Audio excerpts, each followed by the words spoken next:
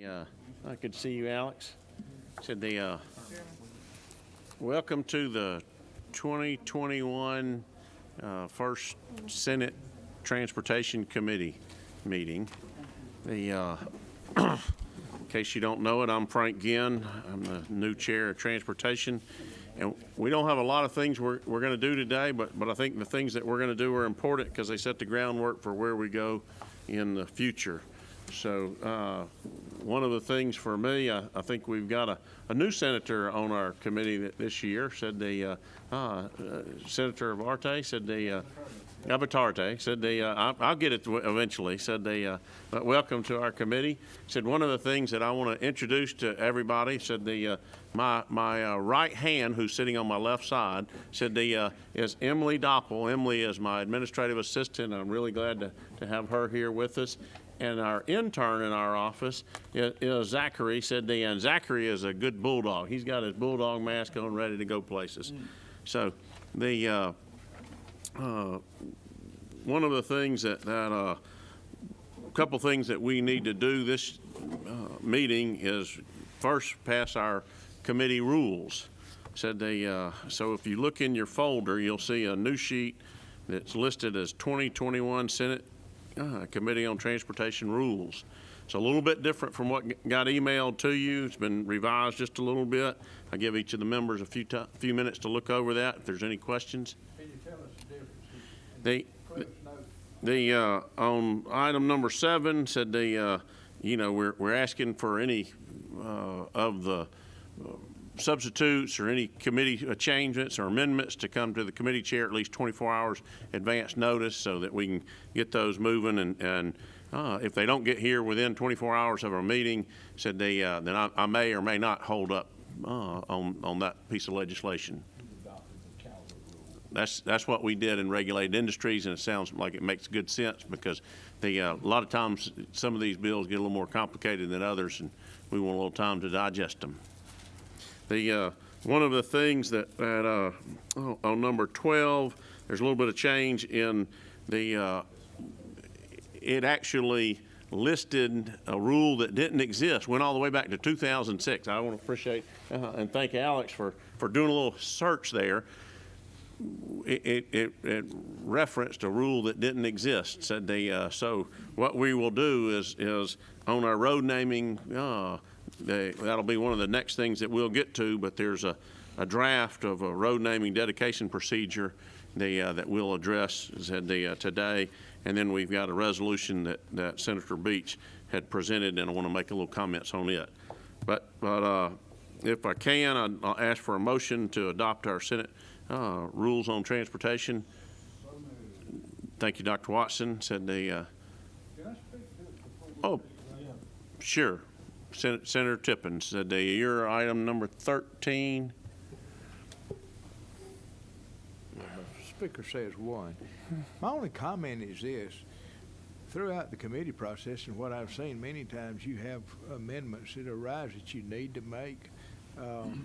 I don't know how you'd make that determination other than it just be subjective. I mean, I know in education a lot of times there's small changes that need to be made, but I mean this would not allow for any amendments to be made that aren't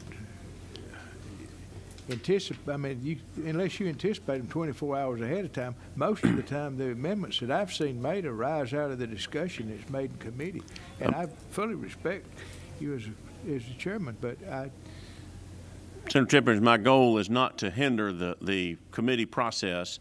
Said but a lot of times we'll see a complete rewrite of a bill. Said that comes in that's different from the other one. Now, in the as you know, said the legislative process, we make amendments on the floor. We make amendments in committee, and I don't intend to have that stop. But I do know that I have seen where there are times when a rewrite of a bill comes in that I'm not going to take it up if it's something that all of my committee members haven't had a chance to digest, the committee chair hasn't had a chance to digest. It's not one of those things that I want to see us pass out legislation that we're not prepared to do. If it's something that the will of the committee sees that we move forward, we'll move it forward. But you've got my commitment on that. That's all I've heard. Can I ask a question on that as well? You're number 15, Senator Would Gooch. you consider a friendly amendment to line 7? At the end of the first sentence, it says something like, unless approved by the majority of the committee? Well, if you think that's important, we could do that. Well, it sort of goes back to what Chairman Tippins was saying.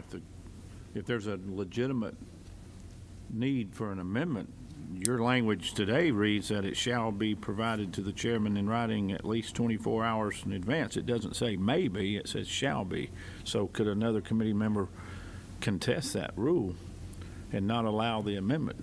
I'm just saying if we allowed a provision that the committee would, upon majority vote of the committee, they would hear the amendment. Does that make sense? You could do that or at the discretion of the chairman. And for me, I think whether it's myself or my vice chair that's chairing the committee, I think that would be the appropriate, that the chair has the ability to authorize or not authorize that amendment. As it's stated right now. That's correct. Chair does. That's where, for me, I don't see the discretion in there that says that. chairman reserves the right to delay or decline action on substitute or amendment. If it's presented 24 hours in advance. I'm saying if it's not presented 24 hours in advance, there's no discretion at all, the way I read this. And I'll ask. Is that the way you read it? Well, I know Jenna is our legislative counsel.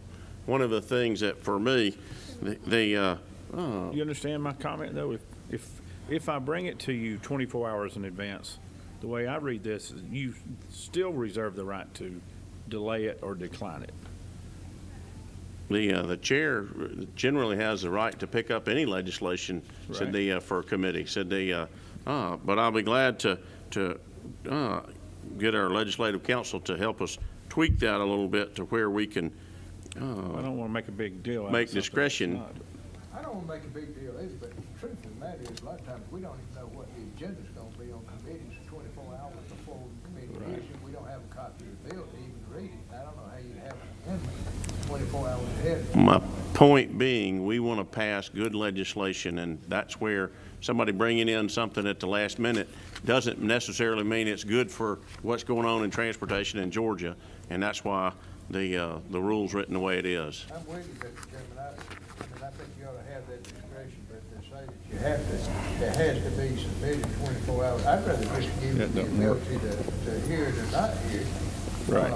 It's your discretion. But, Well, you know, if it's a material change from the bill that's being considered, I think it may need even more time. It may be a substitute that's positive, but the committee may need more time to look at it. But I don't know in reality how you know to prepare a bill of a substitute 24 hours ahead of time if you don't even know what the agenda is. Because in our advertisements, we say these are the bills that are on the agenda, but may be changed at the chairman's discretion. So you could bring a bill in without us having 24 hours notice. I will like And I say you, I'm not. And that's why I say, said for me, I've always tried to be as straightforward on any piece of legislation that we move in whatever capacity I've been down here. I don't like surprises. I don't like my committee members to be surprised. And that's what my intent on this rule is. There's a motion on the floor from Senator Watson. Is there a second?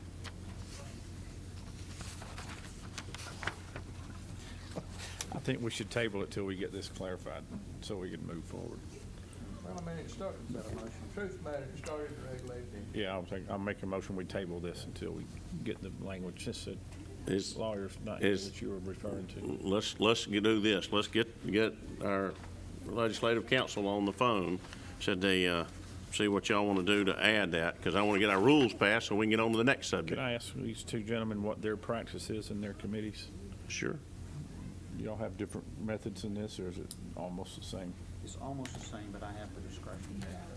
Okay. And this is where your discretion is basically, the chair reserves the right to, and I don't know, said Chairman Tippins said you reserve the right in your committee to do what and run your committee the way that you see fit? Absolutely, and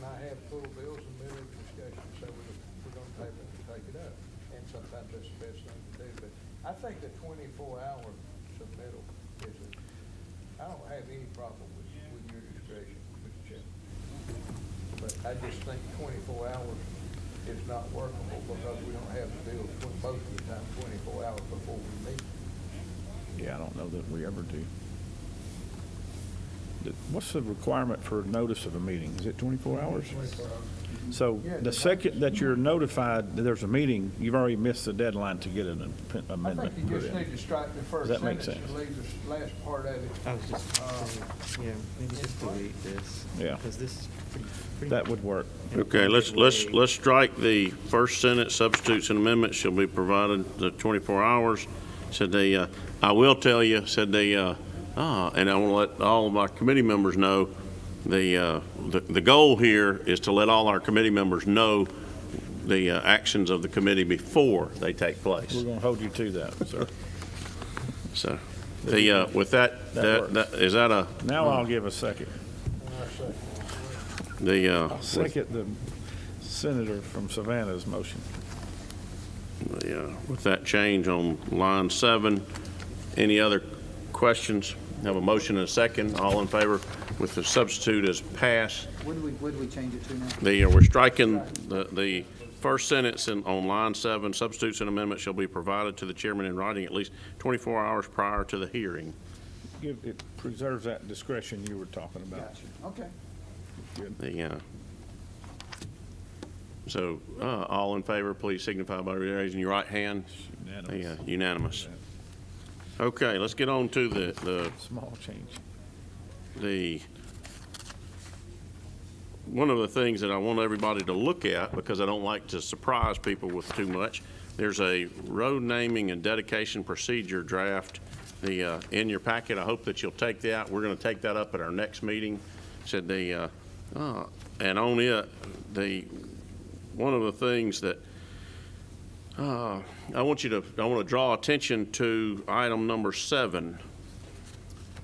And I don't know all the history of how our road naming procedures has been developed, but I know that Alex has been kind enough to do a little research and came up with this. We did tweak item number 7, and basically, I want you to think about this in terms of politics.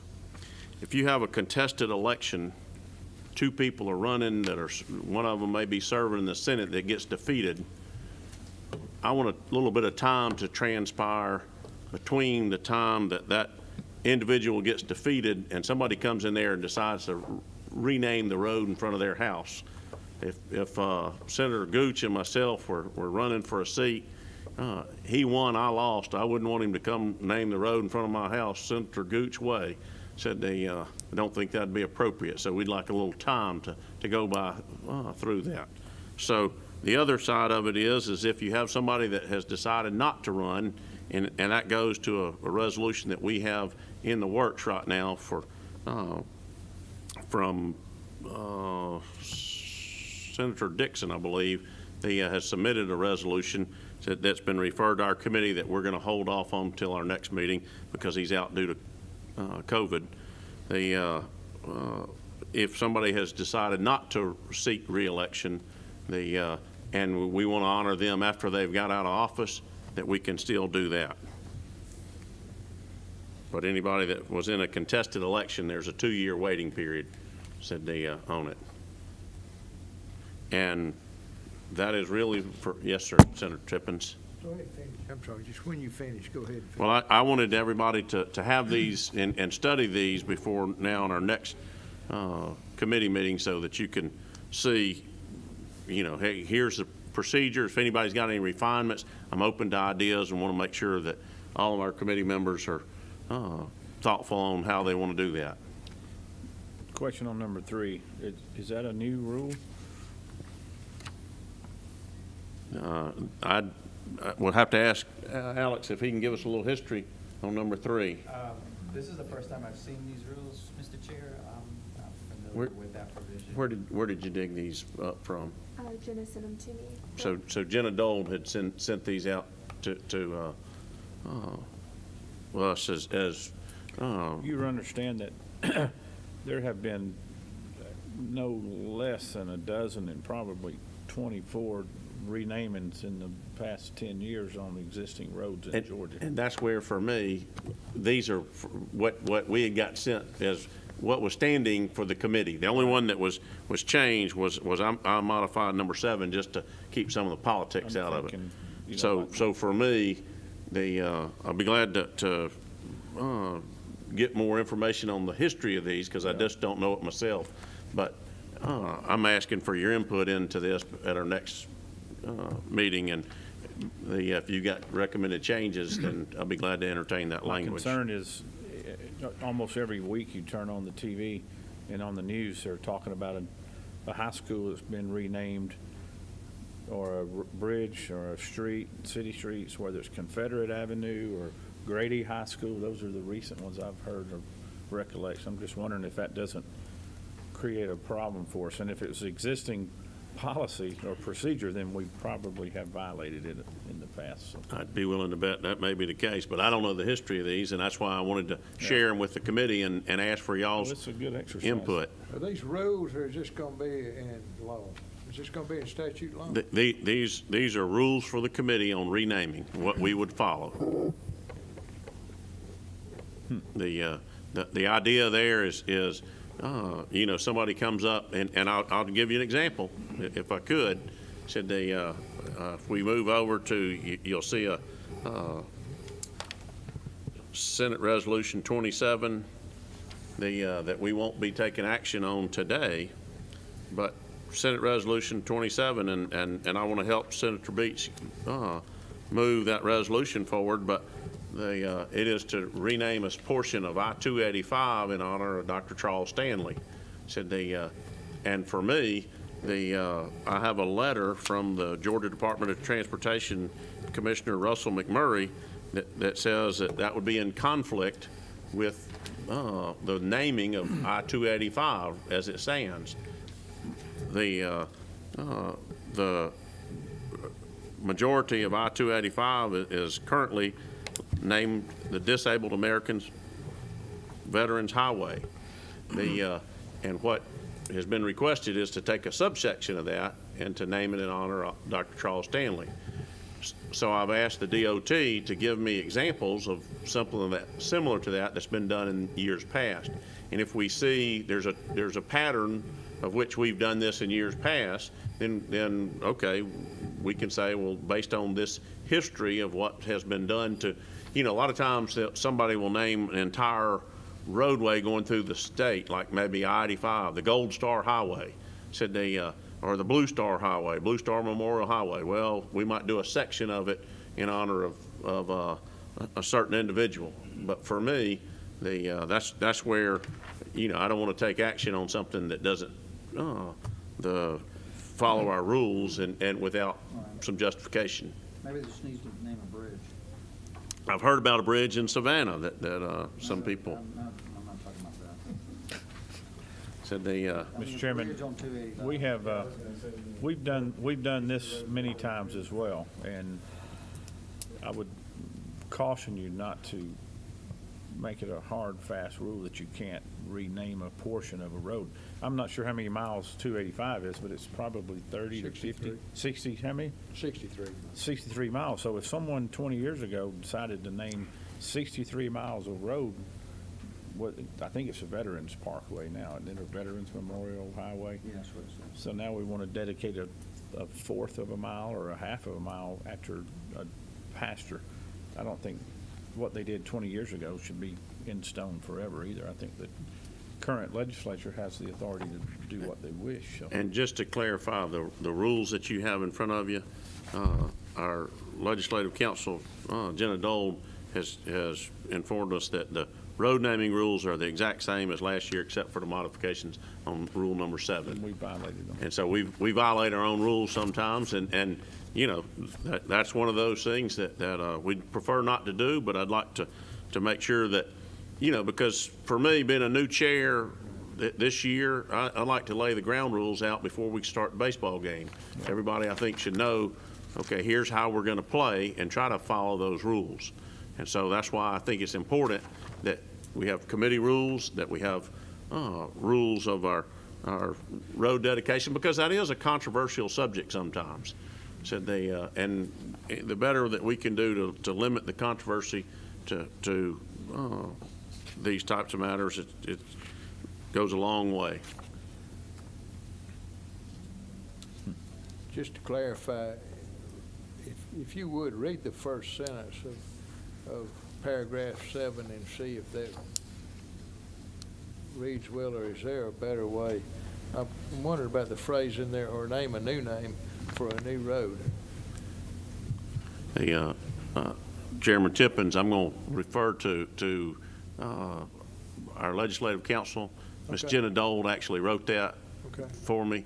The and Would we, if you've got a suggestion, bring it to our next meeting, and we'll be glad to look at it. If you got a way to rewrite it, said you know, my point was to give these to you as information. Thank you. I didn't want to adopt them. I'm not looking to move forward on that, but I do take any suggestions, and if there's anything that anybody sees on these proposed rules that, you know, I'd like to move those forward at our next meeting, and if we found a history of where we're violating the rule, then let's fix the rule. But I did want to pass that on to you. And one of the things that I know we've got a couple resolutions that in the road naming have been introduced, and typically, as y'all know, and one of the things that some of my great predecessors in the Transportation Committee chair have done is they'll do one big road naming bill towards the end of our session. And so what we want to try to do is we will combine all of these into one road naming piece of legislation. But as they come to me, I want to make sure that y'all are aware of those requests. And so you have probably, I think, did they get a copy of the Senate resolution from Senator Beach, the 27 in your file, and you'll see where Senator Dixon has a resolution that because he was out due to COVID, we didn't even put on the in your file. But I want to make sure that y'all are aware. You know, I jokingly tell people I'm full disclosure frank. You don't have to guess where I'm at on an issue. Said and I want to try to make sure that our committee runs as smooth as possible. Last but not least, said I think all of y'all got an invitation to an event we're having on the 17th. Is it? Yes, sir. And hope that you'll RSVP that. Said if there's no other business to come before the committee today, said I appreciate your attendance and we'll be adjourned. Thank y'all.